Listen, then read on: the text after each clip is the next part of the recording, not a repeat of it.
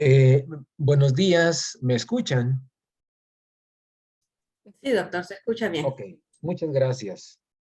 Eh, quiero primero agradecer a Stephanie López y a Karina Cruz por la invitación que me han hecho y la posibilidad de poder compartir con ustedes eh, estas intervenciones esenciales que realmente pues a mí me apasionan porque tienen un gran impacto en la salud y nutrición de los niños, incluso en las futuras personas adultas. ¿Y por qué me apasionan? Porque son fáciles de implementar, no quieren equipo especial, no se requiere de eso, y evitamos el impacto a corto, mediano y largo plazo es importantísimo. Así que yo me tomé la libertad de no solo hablar de la ligadura del cordón umbilical al dejar de pulsar, sino también hablar muy rápidamente del apego piel a piel madre-niño y lo poderoso que es la lactancia materna en la primera hora de vida. Los temas que vamos a discutir ahora son pues un poco de anemia, ver cuál es la magnitud, los efectos secundarios, la evidencia sobre los beneficios que tiene la ligadura del cordón umbilical al dejar de pulsar. Yo no le llamo oportuno porque si no tenemos que definir qué es oportuno, si es al minuto, a los 2 minutos, entonces mejor nos ponemos de acuerdo y yo digo al dejar de pulsar. Eh, ya desde hace unos años se viene hablando de la hora de oro, que es un periodo, son los primeros 60 minutos que son críticos para el recién nacido, su madre, cuando él nace. Y aquí se produce la transición del recién nacido del entorno del útero a un medio externo, ¿verdad? Entonces, incluso ustedes conocen que cambia todo, hasta la circulación, el sistema circulatorio sufre modificaciones. Entonces, porque requiere una rápida adaptación de múltiples sistemas, tanto el sistema cardíaco, pulmonar, metabólico, hemodinámico. Y esto se vio que es la regla de oro, porque si uno hace ciertas acciones, puede tener productos muy buenos. Y esto lo vio Adam Conley en el año de 1960, que era un investigador de trauma, y también este doctor que se llama Michael Oden, que era un obstetra francés, que al aplicarlo también a niños, él veía que había muy buenos resultados. Hay tres componentes clave de la hora de oro. Uno se llama la ligadura del cordón umbilical al pulsar,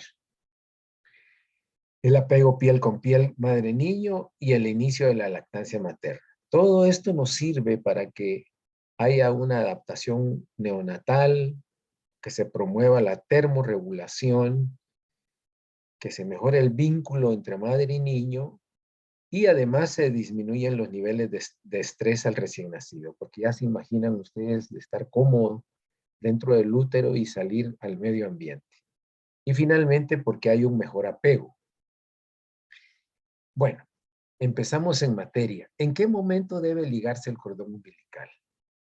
Bueno, este debate, como dice acá, lleva ya más de 200 años, pero una de las primeras personas que recomendó y vio el fenómeno se llama el doctor Erasmus Darwin. Erasmus Darwin es abuelo o fue abuelo de Charles Darwin, el de la teoría de la evolución de las especies. Él en su libro de Zoonomia, publicado en 1801, escribió lo que dice, otra cosa muy perjudicial para el niño es atar o ligar o amarrar y cortar el cordón umbilical demasiado rápido. el que debe dejarse siempre hasta que el niño haya no solo respirado repetidamente, fíjese que eso es un dato muy importante. Debería de cortarse hasta que el niño haya respirado repetidamente, sino hasta que toda pulsación del cordón termine. De otra manera, el niño es mucho más débil de lo que debería de ser, dado que una parte de su sangre se queda en la placenta y debería estar en el niño.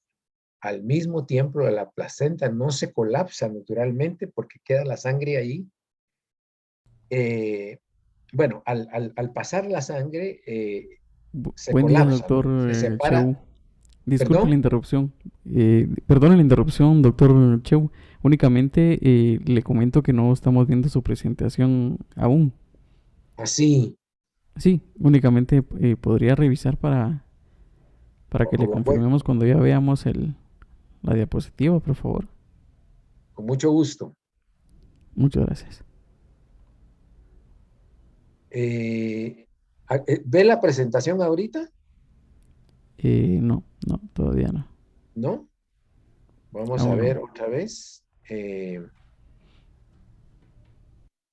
Perdón, entonces. eh,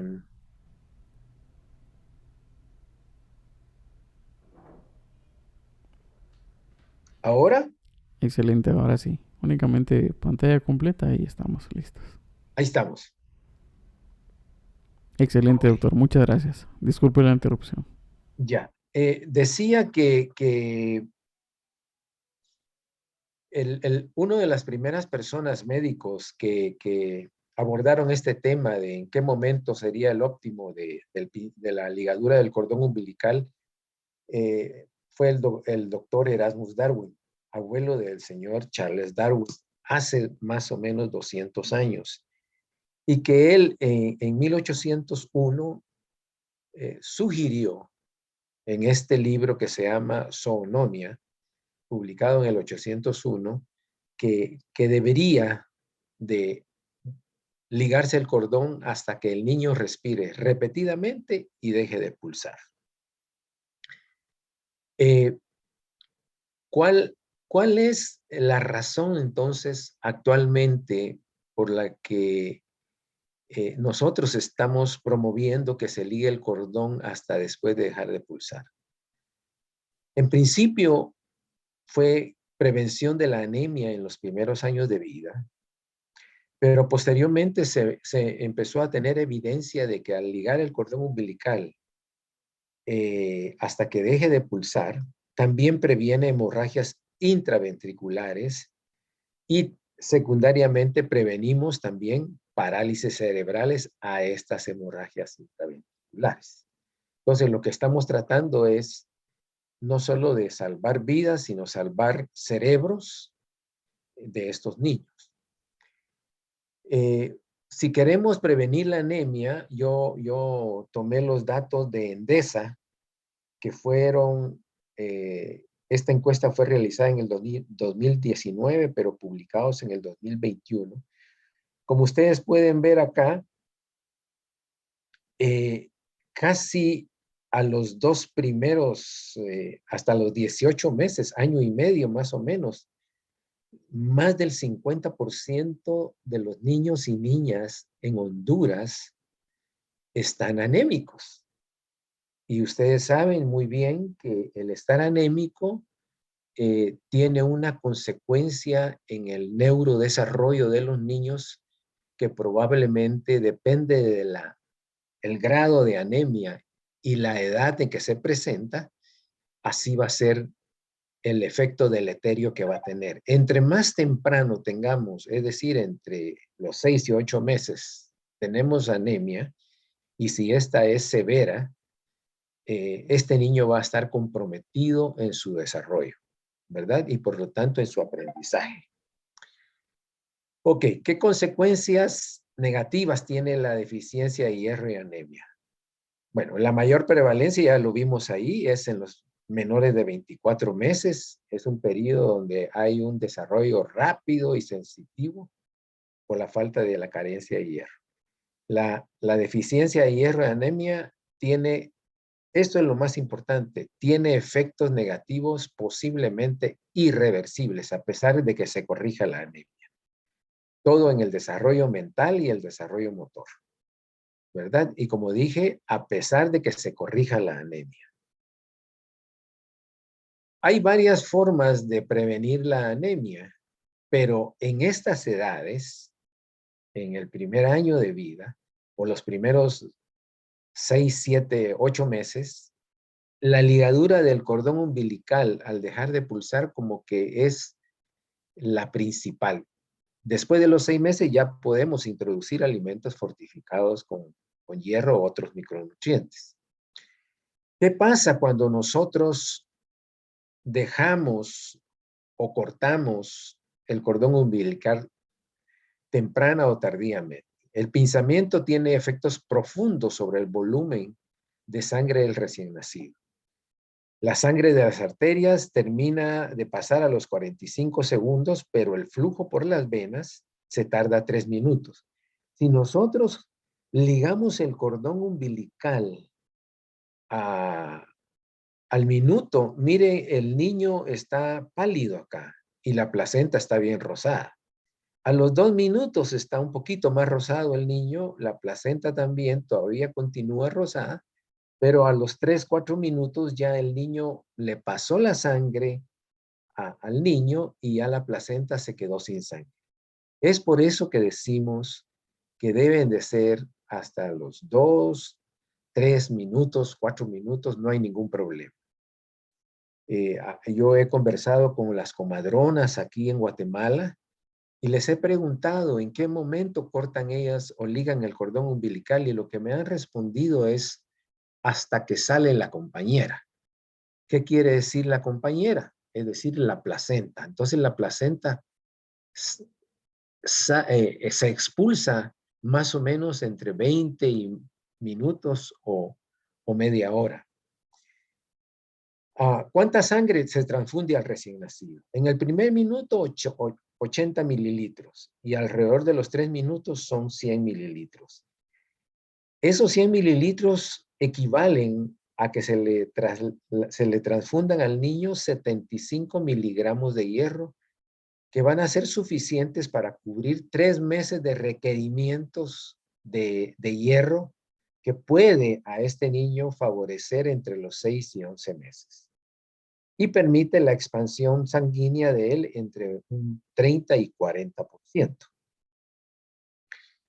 Ahora, ¿cuándo se liga el cordón umbilical en la práctica? Pues existe escasa información a nivel de los hospitales y a nivel particularmente de los sanatorios y estas cosas. Pero parece ser que la mayoría de los nacimientos en los hospitales en el mundo, el cordón se liga mucho más temprano de lo recomendado. Aquí hay algunas encuestas relacionadas con esto sobre hasta qué tiempo se liga el cordón umbilical. Por ejemplo, se encuestaron obstetras y parteras en Estados Unidos. 93% eran obstetras y 73% de la muestra eran parteras que hacían manejo activo del parto. Vean ustedes en los partos vaginales, las parteras, apenas las que cortaban entre 1 y 3 minutos. Es bien, bien pequeño en este pastel, en esta gráfica de pastel, y más de 3 minutos, mucho más pequeño. En cesáreas, no digamos, prácticamente es ligado al momento de nacer inmediatamente. Y los médicos en los partos vaginales, más o menos, miren esta linita muy pequeña, tal vez ni es el 5%, por ejemplo. Y luego hay otro estudio donde se hizo una encuesta con obstetras seleccionados aleatoriamente, en donde se les preguntó, de acuerdo a la edad gestacional que nacían los niños, ¿cómo ligaba el cordón umbilical? Si no sabían, respondían que no sabían, inmediatamente sin ordeñarlo, inmediatamente después de ordeñarlo, entre los 10 y 30 segundos, 31 y 60 segundos y más de un minuto. Vean los que respondieron de acuerdo al grupo a la edad gestacional de los niños, ninguno sobrepasa, por decirlo así, solo uno, en estos niños mayores de 36 semanas, el 21%. O sea, muy pocos médicos ligan el cordón umbilical después del minuto. Esto se viene proponiendo desde hace ya varios años. Este es un estudio hecho aquí en Guatemala, donde el doctor Grajeda, que trabajó en el INCA, lo publicó en el año 1997. Él evaluó la ligadura del cordón umbilical rápida y, por decirlo así, tardía, y luego siguió a los niños durante 2 meses después del parto para ver cómo estaban sus concentraciones de los valores de hemoglobina y hematocrito. ¿Y qué encontró? Que en los dos grupos donde el cordón umbilical fue tardío, la ligadura, tuvieron significativamente mayores valores de hematocrito y hemoglobina, ¿verdad? Y no importa si él aquí también midió si se colocaba al recién nacido arriba del pubis, al nivel de la vagina o 10 centímetros por debajo. No había ningún cambio.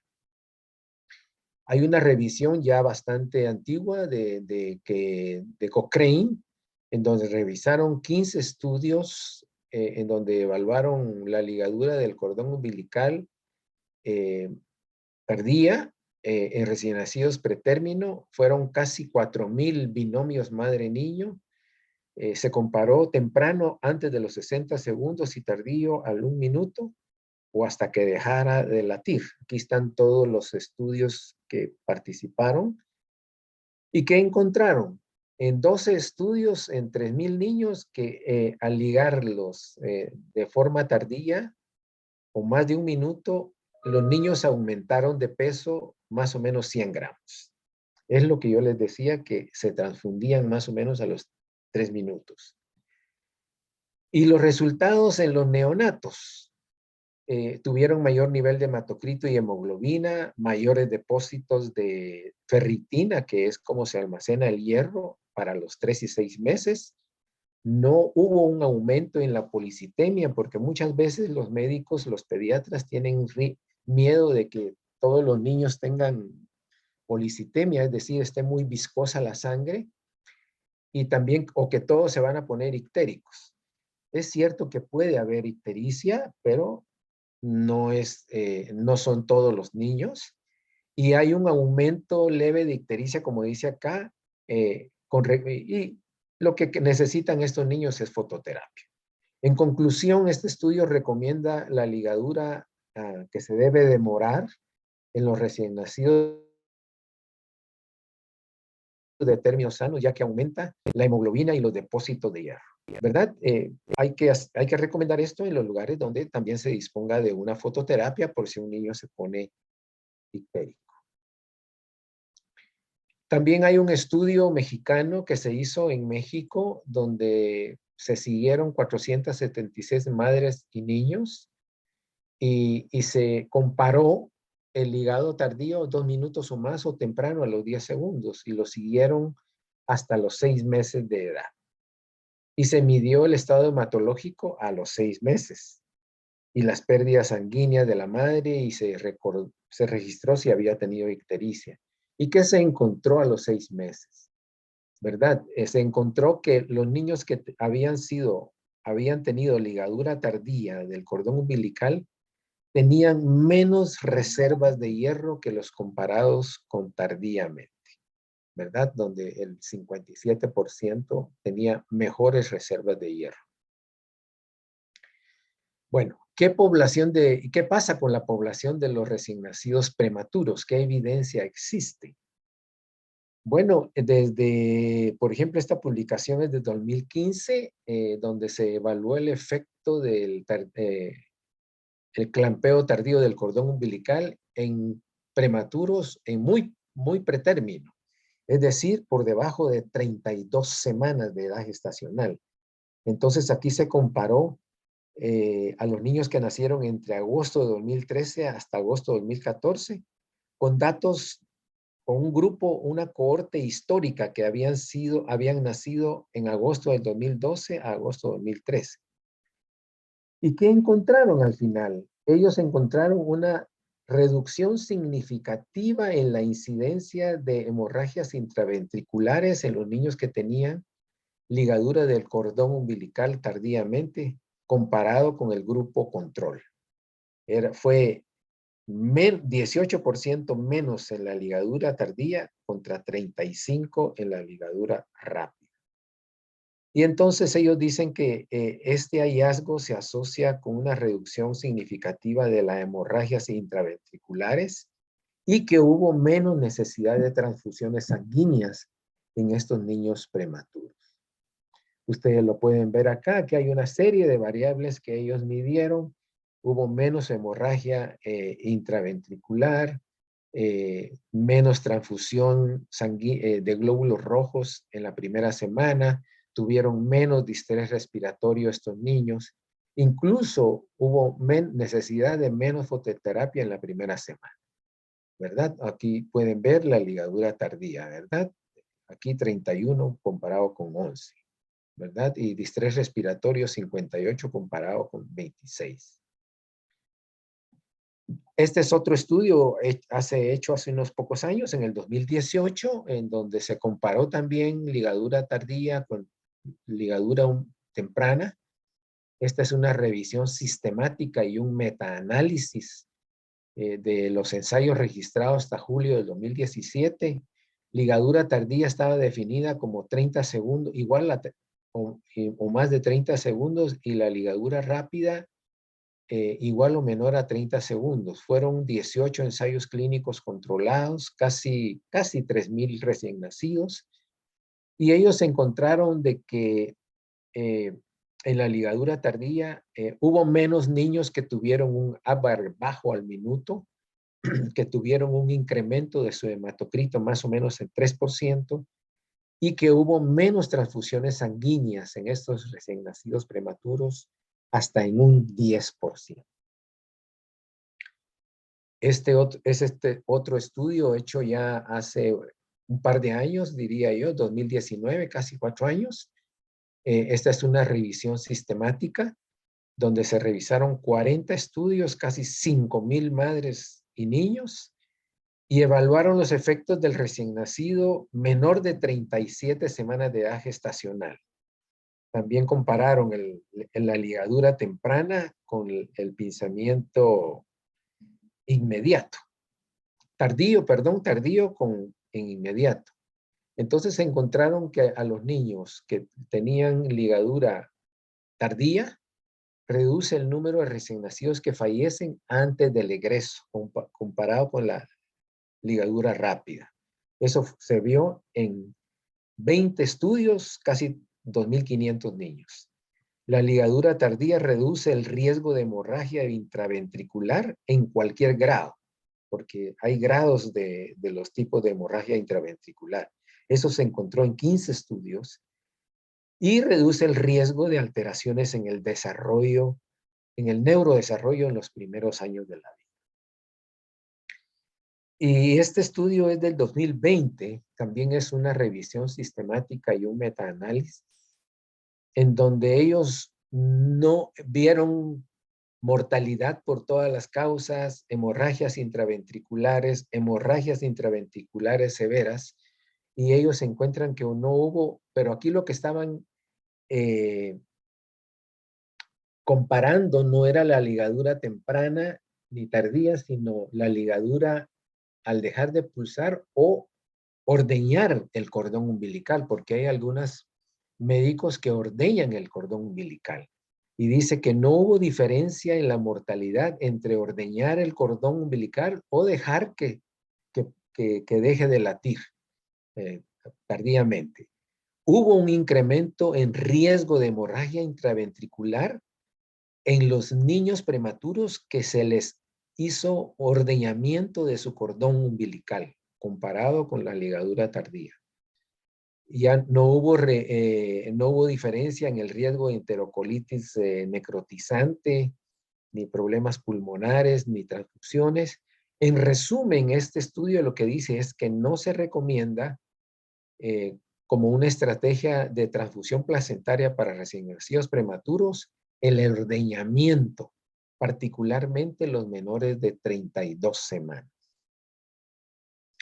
Y esta es una fotografía que muchas personas dicen, bueno, fíjense que esto no se puede hacer en las cesáreas. Y aquí estamos viendo en un hospital distrital, es un hospital ni siquiera de referencia nacional, aquí en Guatemala, en donde después de que han extraído el niño de la cesárea, aquí está la placenta, está esperando que deje de latir y ya han ligado y están cortando el cordón umbilical. Este es el otro beneficio que tiene la ligadura tardía del cordón umbilical, es decir, prevención de las parálisis cerebrales. Generalmente las parálisis cerebrales se presentan en prematuros complicados, principalmente en aquellas madres que tienen corioamnionitis. Esta inflamación de la placenta está implicada en el 61% de los nacimientos de los niños que nacen antes de las 24 semanas. Y esta corioamnionitis produce inflamación fetal, daño al cerebro, aumento de la probabilidad de hemorragia intraventricular y daño difuso de la materia blanca. O sea, se pone en riesgo el neurodesarrollo de estos niños. ¿Qué es lo que pasa? Bueno, esta corioamnionitis atraviesa la barrera hematoencefálica y produce neuroinflamación, o sea, inflamación cerebral y daño a las células, a las neuronas. Esta corioamnionitis y el síndrome de respuesta inflamatoria fetal están altamente, si esto le pasa al niño, están muy altamente asociado a daño cerebral y parálisis cerebral. Entonces aquí lo que vemos es de que hay corioamnionitis, esto pasa por el cordón, entra al niño e inflama su cerebro. Este es más o menos el mecanismo, ¿verdad? Aquí hay inflamación fetal por la corioamnionitis. Por un lado puede haber isquemia y reperfusión y se produce glutamato y esto va a lesionar las oligodendritas y lesiones de la materia blanca. O por otro lado hay citoquinas inflamatorias que afectan a las células de la microglía, estos a los astrocitos, hay pérdida de axones, hay gliosis y al final hay lesión de la materia blanca. Ese es el proceso de la inflamación cerebral secundario a la corioamnionitis. Entonces, al dejar pasar sangre hasta que deje de latir o pulsar el cordón umbilical, nosotros estamos permitiendo que pasen células madres mesenquimales, de dos tipos células madres, no solo mesenquimales que están aquí en este tejido que está alrededor de la vena y las arterias, sino también hay células madres hematopoyéticas. ¿Y qué función tienen estas células? Bueno, estas células madres sanguíneas del cordón umbilical poseen propiedades neuroprotectoras. Tienen capacidad de reparar las células cerebrales. También tienen compuestos antiinflamatorios, factores antiapoptóticos, es decir, para evitar la muerte de las células, y neurotróficos, o sea, para que se generen neuronas. Estas células progenitoras endoteliales, su función es promover la neovascularización, o sea, si hay una lesión, va a mejorar la vascularización y reparar los vasos sanguíneos. Estas son algunas de las funciones que se han encontrado de las células madres mesenquimales, ¿verdad? Estimula la angiogénesis, es decir, la formación de vasos sanguíneos, estimula la mielinización, el contacto entre las neuronas, hay factores tróficos, ¿verdad? Secreción de factores angiogénicos para que se produzcan la célula, pero reduce la muerte celular. O sea, aquí incrementa la diferenciación y el crecimiento neuronal. Y también hay hay compuestos que reducen los macrófagos y la infiltración de las células estas de la microglía. Y reduce la activación de los linfocitos T para que haya menos inflamación. O sea, todas estas células madres mesenquimales son importantes, y si nosotros ligamos el cordón umbilical en niños particularmente prematuros, no van a pasar o no se van a transfundir al niño.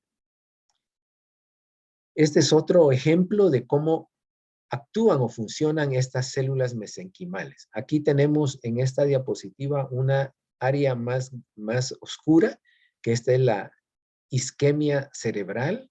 Estas células mesenquimales van aquí al cerebro y ¿qué producen? Producen estímulos de los astrocitos, de las neuronas, de las oligodendritas y provocan la neurogénesis, la gliogénesis, que haya remilenización, haya una plasticidad de los axones. Por otro lado, en las neuronas de la microglía se modula la inflamación que hay acá, y al final lo que se pretende es que haya se produzca una neurogeneración. Vean ustedes qué maravillosas son estas células madres mesenquimales. Y no pasarían si nosotros ligamos el cordón umbilical tempranamente. Esto ha sido debate y por eso es que de cuándo ligar el cordón umbilical. Entonces la OMS ya desde el 2014 sacó una guía de en qué momento debe sobre la ligadura del cordón umbilical tardíamente para mejorar el estado de salud y nutrición tanto de la madre y el niño.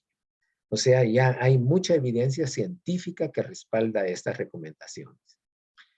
Y este es un resumen de esa guía que yo les mostré. Hay beneficios inmediatos para los prematuros, para los infantes de término, para las madres, y hay beneficios a largo plazo, tanto prematuros como para niños de término. Por ejemplo, en prematuros, como ya mencionamos, hay menos riesgo de hemorragia intraventricular, enterocolitis necrotizante y de sepsis de presentación tardía. Menos ventilación mecánica, menos necesidad de surfactante, menos transfusiones. Y en el niño a término, pues aumenta su hemoglobina y su hematocrit, porque ya dijimos que aumenta los depósitos de ferro. Y en los madres, pues no hay mayor sangrado en las madres, ni tampoco se prolonga el tercer estadio del parto, ¿verdad? Así que puros beneficios en 2-3 minutos de la vida de estos niños. Finalmente, también a veces, pues, por lo menos a veces cuesta convencer a nuestros colegas, que son los obstetras que a veces atienden los niños. Y el comité de práctica obstétrica de la academia, de la Academia Americana de Ginecología y Obstetricia, sacó esta suposición de opinión en diciembre de 2020, en donde ellos recomiendan, que dice acá, que el clampeo tardío del cordón umbilical aparentemente es beneficioso para los niños de término y pretérmino, porque mejora todo, hay menos, ¿qué le dijera yo? Transfusiones sanguíneas, incidencia de enterocolitis necrotizante y hemorragias intraventriculares. O sea, los obstetras también, por lo menos en Norteamérica, lo están recomendando en el 2020. Y luego, también cuando nacen niños, generalmente son prematuros o con un problema de dificultad respiratoria al nacer, la guía del Consejo de Resucitación Europea en el 2021, el año pasado, y el Consejo de Resucitación del Reino Unido y la Asociación Americana de Cardiología en el 2020, estos dos últimos, recomiendan como primera regla, la primera de las 5 reglas, la primera es retardar el clampeo del cordón umbilical. Dicen, puede optimizar la condición, especialmente de los niños pretéritos, ¿verdad? Y ellos dicen de que se debe ligar cuando el niño ya haya empezado a hacer los intentos de respirar. Entonces, ¿cuáles son las razones o las excusas de las personas de por qué ligan el cordón inmediatamente?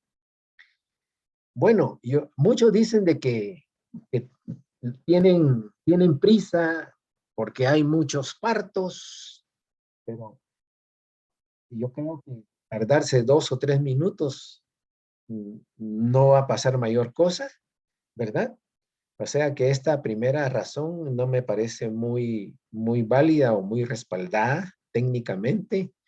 Otros dicen que hay riesgos de hemorragias en las mamás y otros riesgos maternos. Pues estos estudios que están acá, que estoy mencionando, de esta revisión de Cochrane, dice que no hay mayor frecuencia de hemorragia posparto, ¿verdad?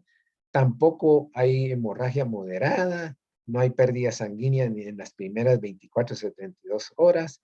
La pérdida es igual que el promedio, y que la duración del tercer estadio del parto es igual y no hay necesidad de útero tónicos. Entonces, ¿tiene alguna evidencia científica de respaldo el ligar tempranamente? Pues casi no las hay, dice técnicas intervencionistas del parto, ¿verdad? Que todo lo quieren hacer instrumentalizado ya. Ahora aquí en mi país, en Guatemala, lo normal es que los niños nazcan por cesárea, ya no por parto vaginal. Hay un promedio a nivel privado, más o menos 70% de los partos se resuelven por cesáreas y a nivel público alrededor de 40-50%. Es bien alto. Hay temor al incremento de la bilirrubinemia, que ya dijimos que pues sí, hay algunos niños que se pueden poner, pero eso no significa que no lo hagamos si tiene fototerapia. Temor a la policitemia neonatal. Puede hacer que alguno que otro niño pues la presente, pero eso son muy pocos. Y otros dicen que hay que cortar el cordón porque hay que hacerles exámenes rápidos o de laboratorio a estos niños o algún tipo de procedimiento. O sea, como ven, no hay evidencia científica. En conclusión, podemos decir que la ligadura tardía del cordón umbilical es segura comparada con la temprana. Hay mejores concentraciones de hemoglobina, menor incidencia de anemia a los 4 meses y mayores depósitos de hierro hasta los 6 meses. La ligadura tardía del cordón deberá considerarse para todos los niños, particularmente en países de pocos ingresos como los nuestros, donde hay una alta incidencia de anemia. Ustedes ya lo vieron, sus datos de esa, ¿verdad? 62% de los niños entre 6 y 8 meses eran anémicos. El pensamiento tardío del cordón umbilical es una práctica segura, eficaz, sencilla y sin costo que mejora el estado nutricional del infante, ¿no? Con posibles efectos beneficiosos en el desarrollo mental y motor. Y la implementación de esta práctica asegurará que el impacto del cuidado obstétrico neonatal no se limite solamente al periodo posparto, porque ya vimos que pueden haber consecuencias para toda la vida. Si nosotros prevenimos la anemia tempranamente, este niño probablemente va a tener un aprendizaje mejor, ¿verdad? No va a tener hemorragias intraventriculares que le provoquen parálisis cerebral, entonces eso dura toda la vida. Entonces, la ligadura del cordón umbilical ayuda a salvar no solo vidas, sino que cerebros. Eso es lo más importante. Mejorando la bulimia y la oxigenación, previniendo la anemia por deficiencia de hierro, reduciendo las hemorragias intraventriculares y mediando todavía la recuperación cerebral por la transfusión de las células madres neuroprotectoras. Un brochazo sobre la otra práctica que se hace durante el parto, el contacto piel con piel madre-niño. Esto es algo que el manejo médico perinatal moderno, entre comillas, ha impuesto que se debe separar a los niños tempranamente. Ahí en Endesa, en esa encuesta que ustedes tienen, está muy bonita, revísenla por favor, porque ahí incluso, ahí dice en qué momento secan al niño, en qué momento bañan al niño. Y hay cosas muy bonitas ahí en esa encuesta que ustedes tienen. Actualmente lo que estamos haciendo es intentando romper este patrón anterior, no separando a la madre del bebé. Porque no hay ninguna necesidad. ¿Qué necesidad hay de limpiarlo, aplicarle vacunas, medirlo, pesarlo? Eso se puede hacer después. Ya habrá tiempo para esas prácticas de rutina si el parto se dio sin complicaciones. Porque la primera hora de vida es sagrada para la mamá y el niño. ¿Verdad? Eso es nada, no hay nada más importante que ese momento para ambos, ¿verdad? Y hay algunos estudios, ya aquí tenemos una revisión sistemática del 2016. Se evaluó el contacto temprano, piel a piel, en 38 ensayos clínicos controlados, casi 3.500 parejas madre-niños. Las madres que tuvieron contacto piel con piel tuvieron más posibilidades de dar de mamar, por lo menos hasta el cuarto mes. Dieron más tiempo de lactar, o sea, mayor tiempo.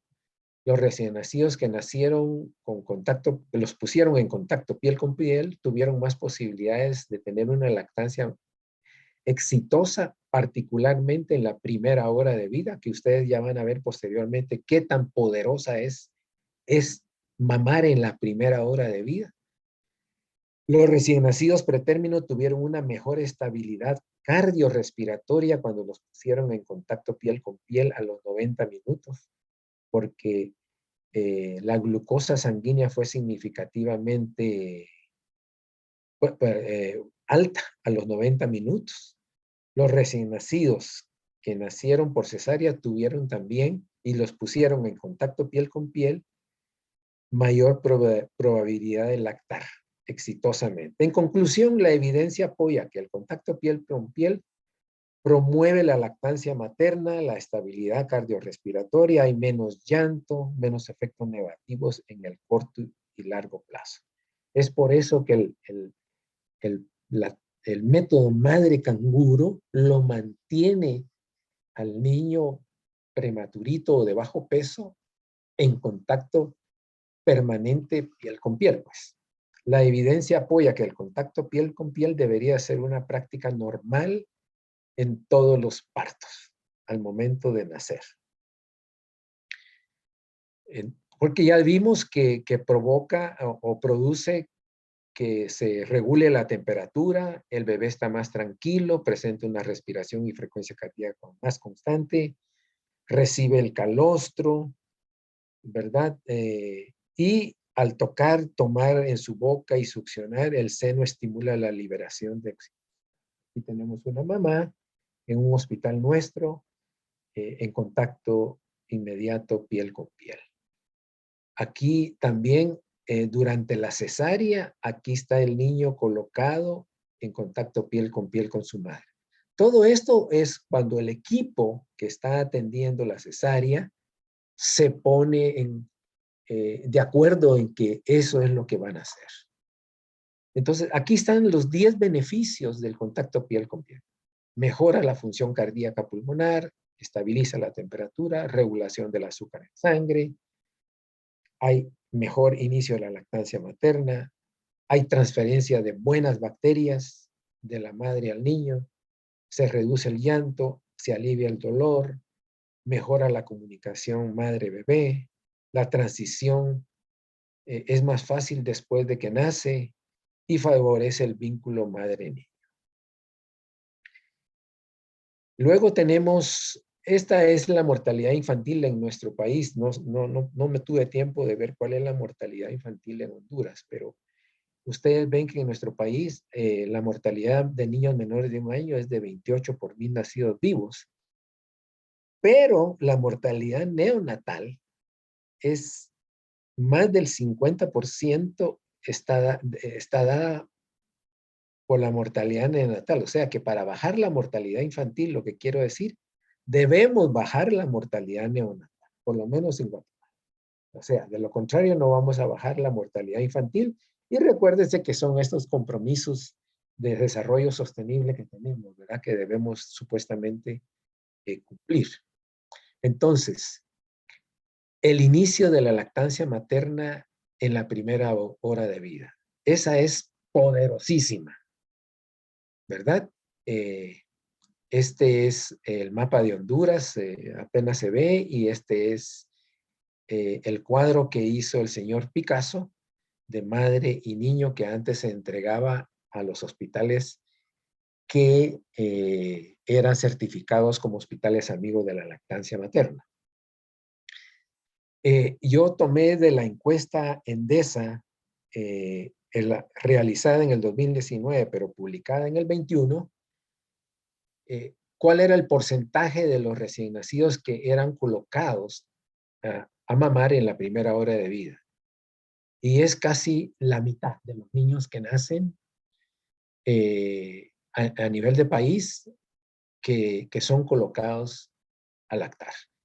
Y en las primeras 24 horas o el primer día, el 80%. O sea que aquí hay una brecha de, ojalá pudiera ser el 100%, pero muchas veces no es posible porque hay niños que nacen con dificultades, pues y entonces no se pueden colocar a lactar. Pero por lo menos deberíamos de andar por un 90%, pues, porque no creo que más del 10% tengan problemas al momento de nacer. Yo lo que quiero enfatizar aquí es que la leche materna no es solo alimentos, ¿verdad? Muchas veces solo lo orientamos de que es el mejor alimento para el bebé, para que crezca, pero no, recuérdense que la leche materna es un compuesto, por decirlo así, muy parecido a la sangre, por decirlo así. Tiene células, tiene linfocitos, tiene neutrófilos, macrófagos, tiene inmunoglobulinas para defender al niño, tiene enzimas, proteínas transportadoras, hormonas o sustancias parecidas, antiinflamatorios, factores antimicrobianos como es la IgA secretoria, la lactoferrina, los oligosacáridos que están de moda. Ahora las casas farmacéuticas dicen que están tratando. Pero díganme ustedes, ¿cuándo una fórmula, un sucedáneo de la leche le va a agregar todo esto a la leche de bote? Nunca, nunca, ¿verdad? Así que esos son cuestiones de puro mercadeo. Dicen que le agregaron un X oligosacárido cuando la leche materna tiene más de 250 oligosacáridos, ¿verdad? Entonces, agregarle uno no es nada, ¿verdad? Y estos son anticuerpos de que produjo la mamá y se los está pasando al niño. No son anticuerpos de las vacas, o sea, del ganado vacuno, ¿verdad? Entonces, esto es muy importante, ¿verdad? Que no solo es un buen alimento, sino además tiene todo esto, ¿verdad? Entonces, ¿qué poder tiene la lactancia materna en la primera hora? En el 2013 hicieron una estimación de que el poner a lactar a los niños en la primera hora se podrían evitar a nivel mundial 830,000 muertes. Estamos hablando de muertes. Se estima que el 22% de las muertes en los recién nacidos podría evitarse si la lactancia materna principia en la primera hora. y 16% en las primeras 24 horas. Durante las primeras horas, ustedes ya saben que lo que está recibiendo el niño es el calostro, que es el refuerzo del sistema inmunológico más potente de forma natural que conoce la ciencia. Y un recién nacido que recibe lactancia materna en la primera hora de vida tiene 3 veces más posibilidades de sobrevivir que uno que lacta un día después. Imagínense eso, qué tan poderosa es la leche materna. Entonces, esto es importantísimo, pues. Entonces, y todo pasa en cuestión de la primera hora de vida, ¿verdad? ¿Y cuáles los beneficios de la lactancia materna exclusiva? Bueno, hay muchos estudios, yo solo puse un resumen aquí de algunos. Los lactantes que no reciben lactancia materna exclusiva tienen 15 y 11 veces más riesgo de morir por neumonía y diarrea. Por ejemplo, hay un estudio en Brasil donde dice que los lactantes que no recibieron lactancia materna exclusiva tuvieron riesgo de morir 14 veces más, y los que recibieron lactancia mixta o parcial, 4 veces más todavía, comparado con los de lactancia materna exclusiva. Entonces, ¿por qué nosotros decimos que los niños deben de ser colocados en contacto piel con piel? Yo no sé cómo es la norma de Honduras, pero supongo que ha de ser igual a la de Guatemala, que deben de estar en contacto piel con piel 1 hora, porque eso tiene relación con el éxito de la mamada, como dijimos ayer, de la primer mamada. Porque si solo lo dejamos 20 minutos, miren, el éxito de la primer mamá no llega ni siquiera al 5%. Si lo dejamos 40 minutos, apenas sube a 60%. Pero ya a la hora, 60 o 69 minutos, ya llega la posibilidad de una primera mamá exitosa y llega al 80%. Por eso es que es muy importante. Sí, a veces me dicen, sí, doctor, aquí lo pusimos contacto piel con piel. ¿Cuánto tiempo? 20 minutos. Eso no es suficiente. Este estudio nos lo está demostrando. Entonces, durante las primeras 2 horas del nacimiento, el bebé está alerta y luego se pone tranquilo. Esto se llama periodo sensitivo del recién nacido, ¿verdad? Y esto es provocado por la adrenalina, ¿vas? Que tiene el niño y que secreta el niño durante el trabajo de parto, porque ha de ser estresante pasar por todo este canal del parto, ¿verdad? Es decir, yo no me acuerdo cuando pasé, pues, pero yo me imagino que ha de ser estresante. Por eso es que los niños tienen una carga de adrenalina igual a las madres para estar alertas al momento de nacer, ¿verdad? Y las catecolaminas estimulan el bulbo raquídeo de los recién nacidos, y esto también orienta, hace que el olfato del niño sea mejor para poder encontrar el pezón, ¿verdad? Y también las madres secretan oxitocina, y eso da capacidad a las mamás que se llama hiperosmia, capacidad de oler a sus criaturas, ¿verdad? Eso es muy importante. Entonces aquí tenemos niños que son colocados durante la cesárea, también a que principian a lactar. Estos son en hospitales distritales de aquí de Guatemala. Aquí hay otro, está el doctor aquí operando, y aquí está el niño siendo colocado a que principie a lactar, ¿verdad? Esto también fue aquí en el Hospital Amistad Japón, en Guatemala, donde el niño está siendo apoyada la mamá por una enfermera para que principie a lactar. Y aquí, pues, si uno quiere evaluar al niño, incluso lo puede hacer cuando el niño esté durante la lactancia materna o con el contacto piel con piel. Y aquí hay algunos estudios esta es una revisión sistemática de la ventaja de iniciar inmediatamente la lactancia materna sobre la morbilidad y la mortalidad neonatal. Estos son 18 estudios y se demostró que hay menor riesgo de muerte por todas las causas. O sea, disminuye la mortalidad por todas las causas.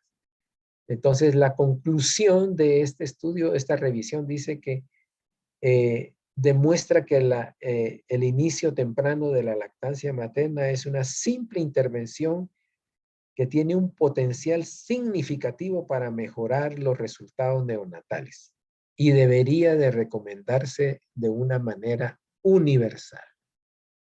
Ya desde el 2006 se estaban viendo estos beneficios del inicio temprano de la lactancia materna. Este doctor Edmond en el 2006 encontró que el inicio de la lactancia materna y el riesgo relativo durante la primera hora, si se daba durante las primeras 24 horas, durante la primera hora, perdón, el riesgo relativo es igual a 1. Eso quiere decir que le protege. Si es entre 1 y 24 horas, aquí ya tenía un poquito más de riesgo de muerte, 1.5, a los 2 días ya dos veces y medio, al tercer día ya casi 3 veces y medio de riesgo de morir, ¿verdad? Entonces sí previene muertes, ¿verdad? Como les dije, la leche materna no es solo un alimento. Este es un estudio publicado en el 2019 en esta revista que se llama Neuroimagen, que le hicieron resonancia magnética a estos niños. Y vieron que los niños que recibían lactancia materna tempranamente, la conectividad de su cerebro era mejor, se modificaba en niños prematuros. O sea que, como ustedes ven, tiene factores de neurodesarrollo la leche materna. También se ha visto que la leche materna pues previene enfermedades crónicas, ¿verdad? Ya sabemos que tiene beneficios, es decir, enfermedades crónicas en la adultez, ¿verdad? Por eso es que la OMS recomienda iniciar la lactancia materna en la primera hora y exclusiva a los 6 meses. Yo creo que todos los países lo hacemos. Hay beneficios para el niño, hay menos riesgo de hipertensión, de colesterol más bajo, menor incidencia de diabetes, sobrepeso y obesidad. Y en las mamás, ya lo saben ustedes, menor riesgo de cáncer de ovario y de seno, también menor riesgo de diabetes para las mamás. Bueno, esto ya lo hemos dicho. Y también hay otra cosa que es muy importante, que es que va por decirlo así, a programar cuál va a ser la vida, mejor dicho, cuál va a ser la salud futura en la vida adulta. Es la forma en que nacemos y el tipo de alimento que nos dan. Si nosotros nacemos por vía vaginal y nos dan lactancia materna, este es el tipo de microbiota intestinal que tenemos. Y esta microbiota, junto con nuestra genética, que se llama epigenética, es lo que va a programar cómo va a ser mi salud en la vida futura. Si yo nazco por vía vaginal y me dan un sucedáneo de la leche, ya tengo otra flora diferente a esta, que es la normal. Y si nazco por cesárea, también tengo otra flora diferente. Y si en la cesárea me dan leche materna, tendré una flora distinta, o si me dan un sucedáneo, otra microbiota distinta. O sea, vean qué tan importante en cuestión de, digámosle así, minutos hasta una hora, tenemos nosotros o podemos evitar todos estos problemas. Y en cuanto ahora que tenemos el COVID, ¿verdad? Al principio, esto fue al principio, había dudas si por las mamás podían dar de mamar o no podían dar de mamar. Y bueno, Ahora sabemos de que no existe evidencia de que el riesgo se transmita por la leche materna. Eh, a veces hay algunos estudios que dicen que pasan algunas partículas, pero no es el virus, sino pedacitos. Pasan anticuerpos si la mamá ya tuvo el COVID o ya la vacunaron, pasan anticuerpos que ella produjo a la leche materna. Todavía no sabemos si defienden al niño o protegen al niño, pero lo más seguro es que si pasan es probablemente que sí. Entonces, lo que hay que hacer es mantener todas las medidas de higiene y protección, ¿verdad? Ustedes ya las conocen, no voy a redundar en ello, ¿verdad? Esto es también la recomendación que se da. No los debemos de separar, deben de estar juntos. Entonces, el personal de salud tiene en sus manos, en cuestión de minutos, lo que puede ser la futura salud y nutrición desde la niñez hasta la adultez. Entonces, con toda esta evidencia que yo les he mostrado, ¿por qué no utilizamos esa información basada en la evidencia? ¿Por qué seguimos haciendo las cosas a veces de manera distinta? ¿Será que tenemos falta de confianza en la evidencia que nos muestran? ¿Falta de conciencia? ¿O porque las pautas son contradictorias o vagas? ¿Por desconocimiento, porque no leemos? ¿O porque tenemos poco acceso a la información de calidad? Porque las publicaciones de la evidencia son en otro idioma, generalmente en inglés, o porque hay debilidad en comprender la evidencia. Cuando hablamos de revisiones sistemáticas, metaanálisis, estadísticas básicas, o simplemente porque nos resistimos al cambio, ¿verdad? Entonces, tenemos que razonar y preguntarnos por qué es que no hacemos las cosas. ¿Cómo podemos ayudar?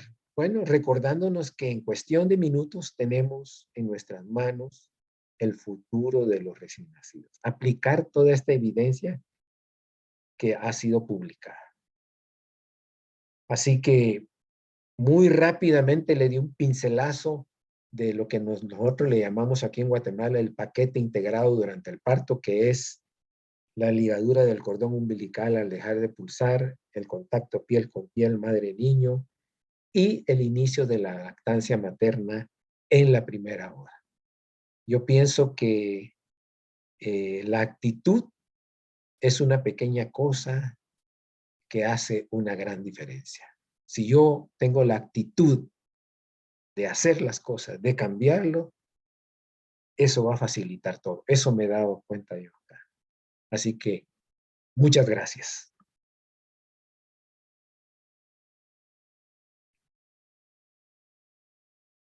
¿Aló?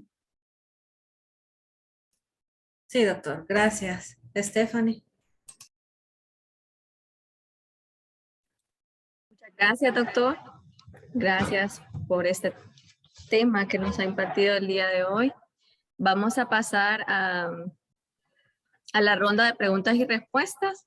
Les decía por el chat que fueran escribiendo sus preguntas o comentarios. Ya tenemos pues ciertas preguntas y teníamos una mano levantada, pero no sé si aún desea hablar, licenciada Lady Díaz, para poder activarle su micrófono.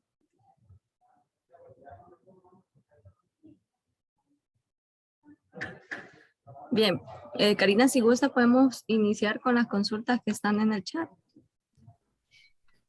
Ok, tenemos varias felicitaciones, doctor. Excelente presentación, excelente ponencia. Y tenemos aquí unas cuantas, bueno, solo son dos preguntas. A ver, pues. Carmen Gutiérrez, además de felicitarle por la excelente disertación, pregunta que si sería posible contar con un instrumento de evaluación que permita evaluar, comparar y sistematizar a fin de evitar sesgos y de existir estos sesgos, ¿cómo tener acceso al mismo? Ya. Nosotros lo que tenemos, no sé a qué se refiere con instrumento, pero nosotros, por ejemplo, estamos trabajando, tenemos 14 hospitales de los 42 ahorita certificados como hospitales amigos de la lactancia materna. Y si ustedes se recuerdan, dentro de los 10 pasos que hay para certificar estos hospitales, el paso 4 se refiere a precisamente el apego, el inicio de la lactancia materna. Y nosotros le agregamos la ligadura del cordón umbilical al dejar de pulsar. Entonces, lo que nosotros hacemos es que cuando vamos a hacer asistencia técnica a nuestros hospitales, llevamos una lista de chequeo y, si posible, asistimos a los partos. Esa es, por decirlo así, la manera o el instrumento que para mí es una herramienta de poder verificar que sí se están haciendo las cosas, ¿verdad? También en los partogramas hemos incluido esas 3 acciones y podemos nosotros darnos cuenta, ir monitoreando cómo los hospitales están cumpliendo. Solo voy a levantar un poquito la cortina porque aquí ya se nubló todo, va a llover.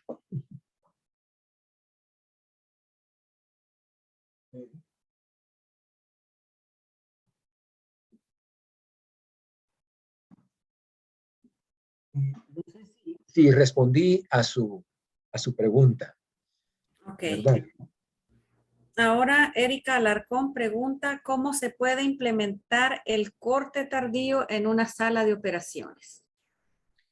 Bueno, yo creo que lo que nosotros hacemos, vuelvo al caso de la certificación de los hospitales, lo que nosotros hacemos es, primero capacitamos al personal, ¿verdad? Que si es a nivel institucional, a nuestro personal de salud, tanto personal de enfermería, estudiantes, médicos residentes y jefes de servicio.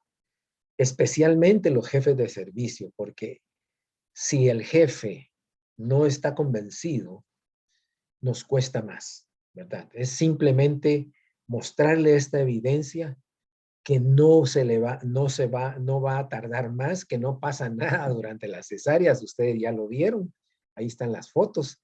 Hay videos también, tenemos videos que se pueden mostrar viendo de que sí es posible hacerlo.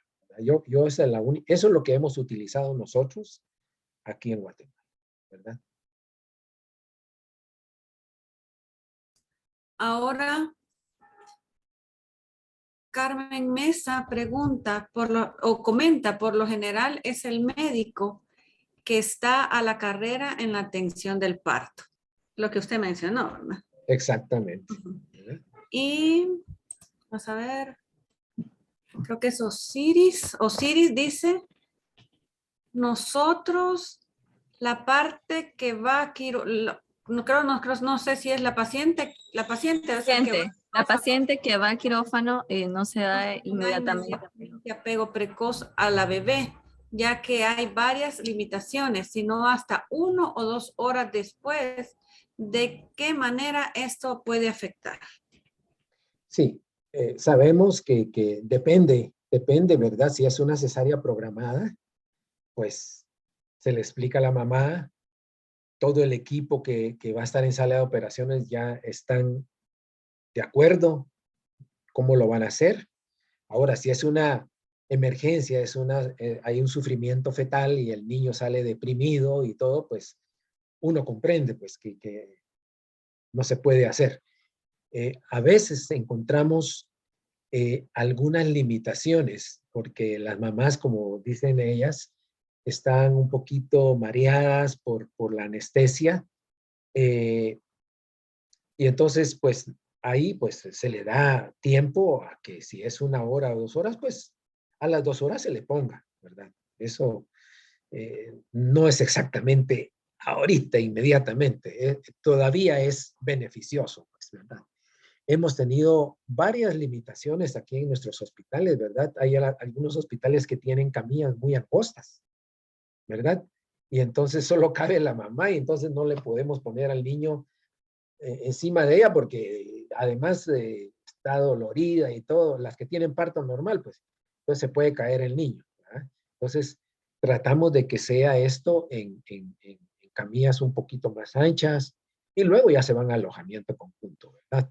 Pero en las cesáreas programadas sí se puede hacer. Y si pues por alguna razón no se puede hacer inmediatamente, pues un par de horas no, siempre se va a beneficiar el niño.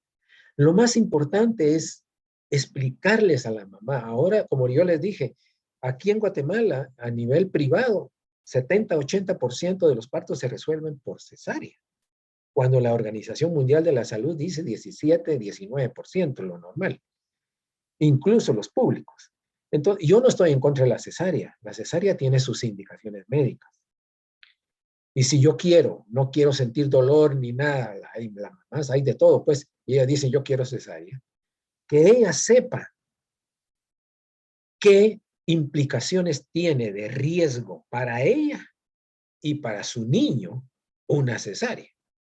Tiene riesgos inmediatos como de hemorragia, de que se infecte la herida, la cicatriz que queda en el útero puede hacer que en el próximo embarazo la placenta no se implante adecuadamente y haya placenta previa. Casi la condenamos a las mamás. Cesárea anterior, embarazo siguiente es próxima cesárea.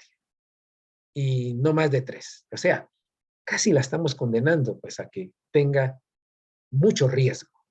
Pues si aún así explicándole, ella toma su decisión, bueno, es una decisión informada. Ella es la responsable de la salud de ella y de su niño. Pero hay que explicarles, pues, ¿verdad? No sé si hay otra pregunta.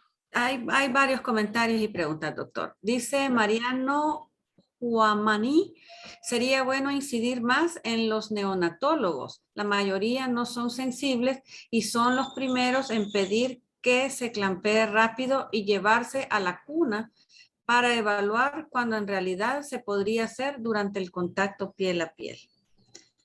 También dice Carmen Mesa que debe de darse capacitación sobre este tema, la capacitación continua.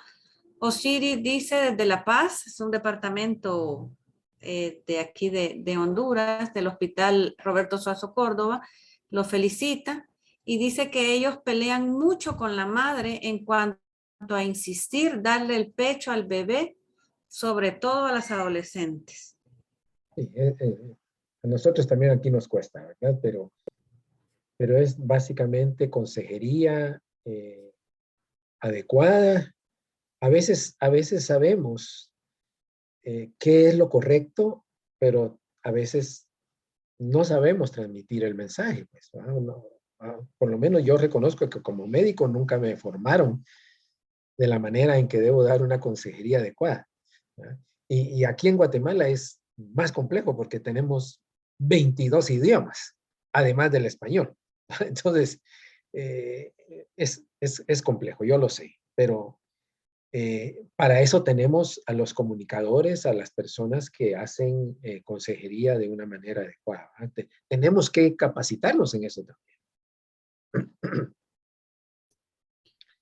Rosa Dalia dice, algunas veces el sufrimiento fetal en el expulsivo nos asusta y tratando de reanimar al recién nacido, hacemos el pintado rápido. Creo que es solo la única excusa. Sí, como ustedes ya vieron, miren las guías estas que yo mencioné ahí, y yo le voy a mandar a usted, Karina, esta presentación. En estas guías que son del año 20 y 21, de Europa, de Estados Unidos y del Reino Unido, incluso si ellos van a principiar la reanimación cardiopulmonar, lo que hacen, ya incluso hay equipo que ponen al lado de la mamá donde se coloca recién nacido, no le han ligado el cordón, ahí está el niño, le están haciendo la reanimación y hasta que empieza a intentar respirar es cuando entonces ligan el cordón. O sea, eso de que córtelo rápido y me lo voy a llevar a la cuna térmica y todo, eso ya no es así, ¿verdad? Ok. Vamos a ver, muy importante manejar esto en un nivel general para que entiendan la importancia del mismo. Felicidades, doctor, excelente presentación, le dice Leslie Esteves.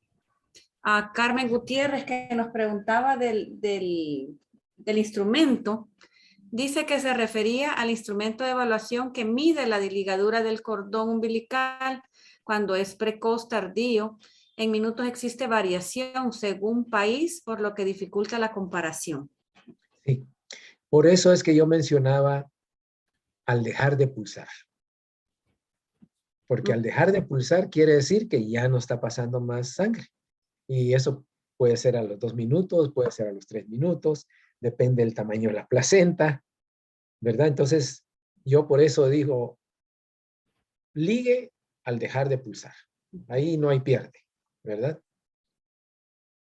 Y bueno, y muchos dicen que es importante seguirse capacitando en este tema, ¿verdad? Y seguir aprendiendo, ¿verdad? Muchas felicidades por la presentación, ¿verdad? Creo que llegó, ¿verdad? A ese punto que queríamos, ¿verdad? Qué bueno. Entonces, no sé si ya no hay más preguntas, no sé si alguien, aquí hay una, permítame. Bueno, aquí ya sería con el centro de capacitación. Dice que si les van a enviar un certificado que haga constar que recibieron la charla. Ahí es el centro de capacitación que quien tiene que... Luego nosotros nos vamos a comunicar vía correo con cada una de las regiones y hospitales. Ok, entonces Stephanie, ya no hay más preguntas. No sé si usted da las palabras de cierre o la licenciada Eda. Solo, buenos días, una consulta, doctor, licenciada Karina, al doctor Cheu. Yo comentaba ahí en el chat si es una rutina en Guatemala, doctor Cheu, de que se la cesárea, porque le escuché decir que ahí hay un porcentaje alto de cesáreas en Guatemala. Y mi pregunta era si es una rutina eso en todas las pacientes. No, no, lo están manejando. no. Es cuestión de, en lo privado, yo le diría que es elección entre la embarazada y el obstetra. ¿Ah? En lo público, esto no tengo evidencia, pues, pero yo pienso que es para agarrar aptitud en hacer cesáreas por parte de los médicos, ¿verdad? Porque 40, 50% de los partos se resuelven por cesárea. A mí me dicen, mire, es que este es un hospital de referencia. Aquí solo me mandan los casos más complicados, pero casi en todos es así, ¿verdad? Entonces, no, aquí no tenemos norma la cesárea tiene una indicación médica, ¿verdad? Tanto de parte de la madre como para el niño, sea con sufrimiento fetal o tiene riesgo de ruptura uterina, ¿verdad? O tiene placenta previa, se está sangrando la señora y entonces hay que operarla inmediatamente. Pero esas son las recomendaciones o las indicaciones. No tenemos normado hasta qué porcentaje de partos deben resolverse por cesárea, ¿verdad? Eso es una decisión clínica que decide el médico en ese momento, ¿no? Pero no, yo no sé en Honduras cómo está la situación, pero casi todo el mundo. Se maneja también así el hecho de que sea necesaria Y si no le dan el trabajo de parto a la madre para que tenga normal, ¿verdad? Gracias, muy buena presentación. Hay muchas cosas que no me recordaba, pero me hizo recordarla. Muchas gracias. Feliz día. Muchas gracias. Doctor, todavía tenemos aquí un comentario de Josefina. Dice, felicitaciones, es muy importante este tema. En el servicio donde laboro, el apego inmediato se da y el ligamento del cordón se realiza en el tiempo indicado por norma. Y que deje de pulsar, se limpia y seca el abdomen de la madre. A excepción, creo que quiso decir que hay alguna complicación obstétrica o del neonato. Bueno, doctor. Sí, es un comentario. Ok. Es un comentario. Bueno, doctor, agradecerle su valioso tiempo y todo el conocimiento adquirido en esta mañana, ¿verdad? Y pues como una forma de resumen de todos los beneficios que usted mencionó, que es uno de ellos la reducción del número de transfusiones de sangre, la incidencia de hemorragias intraventriculares y la prevención de anemias infantiles, ¿verdad? Muchas gracias, doctor. Bueno, ya saben, Esperamos estoy a la volver orden. a tenerlo por estos rumbos y gracias por su tiempo. Con mucho gusto. Siempre a la orden a través de Karina, que es el contacto del INCAP ahí con las contrapartes nacionales, ¿no? Gracias, doctor, por haber atendido nuestra invitación, ¿verdad? Y el tema fue muy interesante y sé que causó impacto, ¿verdad? En los participantes. Gracias por el apoyo, ¿verdad? Y gracias a la licenciada Stephanie, la licenciada Eda también por haber hecho posible el evento. Muy bien, que tengan buena tarde. Gracias igualmente. Para todos. Suerte, adiós. Ya, bendiciones. Yo le mando a usted, Karina, la presentación. Gracias, doctor. Igual nosotros creo que vamos a compartir el link de la grabación para que ellas tengan, pues lo puedan distribuir a los participantes. Muy bien. Ok, Mucho gracias. gusto. Bueno, que le vaya bien. Dios. Gracias.